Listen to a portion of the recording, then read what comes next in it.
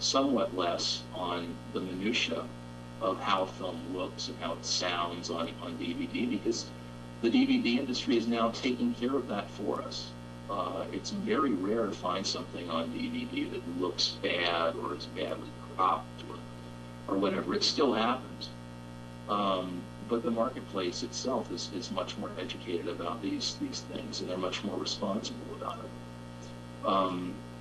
It's also made our work easier in trying to do research or look up what past movies somebody did, instead of running down to the library to look it up in a Dewey Decimal System. And of course, the internet is... The Internet Movie Database is really invaluable, but you have to know about the stuff before you put too much faith in it, because it's also a minefield of misinformation.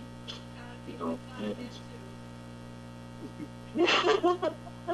it's also a wonderful way of getting the word out there to people for advertising, so that they know that you're around. You have a website. If you could drive people to your website and they tell other people, it's easy to click and just go over, and then they may order something. So instead of spending a lot of money in magazines and books and other ways of trying to get the word out that we're a magazine, we're offering this, advertising, of course, is one of the cheapest ways to do on the internet, and it does get you some pretty quick recognition right away.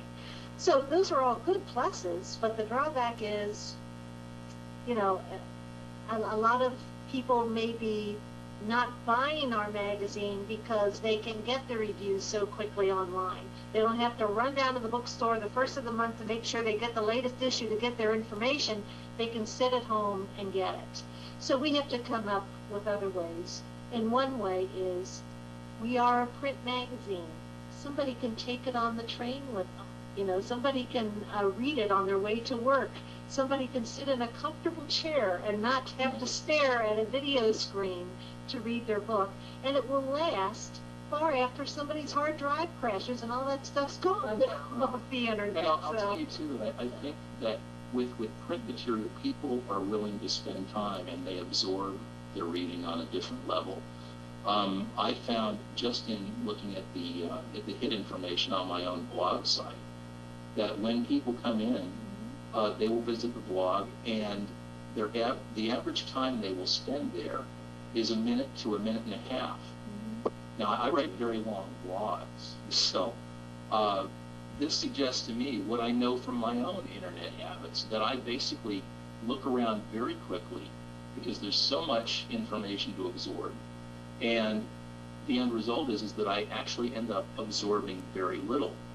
But I get a little information that I'm free to corrupt in my own memory into something that I didn't read in the first place.